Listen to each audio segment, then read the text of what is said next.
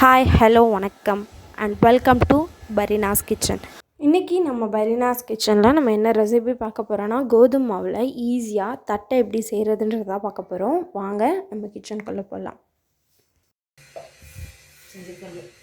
நம்ம 1/4 கிலோ அளவுக்கு கோதுமை மாவு எடுத்து வச்சுருக்கேன். 5 போல் காஞ்ச மிளகாய் உங்கள் காரத்துக்கு ஏற்ப நீங்கள் எடுத்துக்கோங்க. அப்புறம் பூண்டு நான் எடுத்திருக்கேன். அதுக்கப்புறமா சீரகம் நம்ம எடுத்துக்கலாம். இது எல்லாத்தையும் சேர்த்து நம்ம கொரகரன்னு அரைச்சி எடுத்துகிட்டு வந்துக்கலாம். பாருங்கள், இந்த அளவுக்கு கொரகரப்பாக அரைச்சிட்டு வந்தாச்சு. இப்போது நம்ம மாவு கூட நம்ம அரைச்சி எடுத்துகிட்டு வந்தது எல்லாத்தையும் சேர்த்துக்கலாம். சேர்த்துட்டு தேவையான அளவுக்கு உப்பு சேர்த்துக்கலாம். இது கூட ஒரு 3 டேபிள் ஸ்பூன் அளவுக்கு கடலை பருப்பு நம்ம சேர்த்துக்கலாம். நம்ம சாப்பிடும்போது கடலை பருப்பு நம்ம வாய்க்கு வரும்போது நல்ல டேஸ்ட்டாக சூப்பராக இருக்கும். நீங்கள் வேர்க்கடலை கூட இதில் சேர்த்துக்கலாம். இப்போ இது கூட கொஞ்சம் கொஞ்சமாக நம்ம தண்ணி சேர்த்து பிசையலாம். சப்பாத்தி மாவு பதத்துக்கு வரணும். இது கூட நம்ம கொஞ்சமாக எண்ணெய் சேர்த்துக்கலாம். எண்ணெய் சேர்த்து நம்ம பிசையும் போது கிறிஸ்பியாக சூப்பராக இருக்கும். அதுக்காக தான் நம்ம எண்ணெய் சேர்க்குறோம். பாருங்கள், நம்ம மாவு எல்லாத்தையும் பிசைஞ்சு எடுத்தாச்சு. இந்த மாதிரி பதத்துக்கு கொண்டு வந்துடணும். இப்போது நம்ம இந்த மாதிரி உருண்டை பிரித்து நம்ம இதை ஒரு 5 பாகமாக பிரித்து எடுத்துக்கலாம். அப்போ தான் நம்ம ரவுண்ட் ஷேப்புக்கு கொண்டு வரதுக்கு கரெக்டாக இருக்கும். இப்போ நம்ம சப்பாத்தி கட்டையில் இதை வச்சுட்டு நம்ம இப்போது சப்பாத்தி கட்டையில் வச்சு பரத்தி எடுத்துக்கலாம். இந்த மாதிரி நம்ம சப்பாத்தி மாதிரி பரத்தணும். கொஞ்சம் நைஸாக இருக்கணும். அப்படி நம்ம பரத்துறது மீடியமாக இருக்கணும். அந்த அளவுக்கு நம்ம பரத்தி எடுத்துக்கலாம்.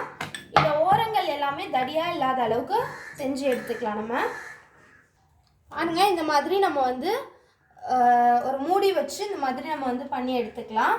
அதுக்கப்புறம் நம்ம இந்த ஓரங்களில் நம்ம எடுத்துட்டோம்னா நமக்கு அழகாக வந்துடும்.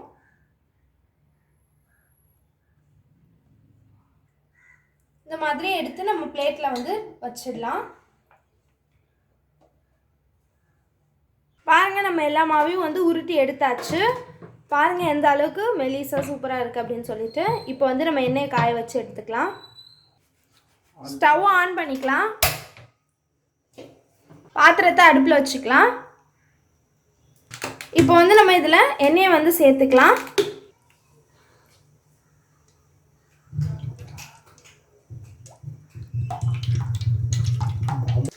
எண்ணெய் நல்லா காஞ்சி வரட்டும். எண்ணெய்லாம் நல்லா காஞ்சி வந்துட்டுருக்கு. இதில் ஒன்றா நம்ம போட்டு திருப்பி விட்டு எடுக்கணும்.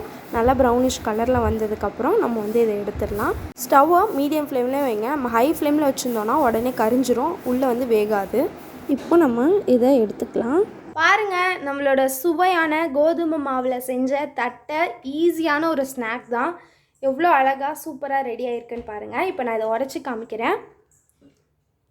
எந்த அளவுக்கு கிறிஸ்பியாக வந்திருக்குன்னு பாருங்கள். சூப்பராக இருக்குது டேஸ்ட்டும். நீங்களும் இந்த ரெசிபியை உங்கள் வீட்டில் ட்ரை பண்ணி பாருங்கள். அடுத்த ஒரு நல்ல வீடியோவில் உங்களை சந்திக்கிறேன். until then see you, tata, bye bye. இந்த வீடியோ உங்களுக்கு பிடிச்சிருந்தா லைக் பண்ணுங்கள், ஷேர் பண்ணுங்கள், கமெண்ட் பண்ணுங்கள். மறக்காமல் பரீனாஸ் கிச்சனுக்கு சப்ஸ்கிரைப் பண்ணிவிடுங்க. கூடவே பக்கத்தில் இருக்க பெல் ஐக்கானையும் கிளிக் பண்ணுங்கள். ஸோ தென் என்னோடய வீடியோஸ் உங்களுக்கு வரும். Tata, bye bye.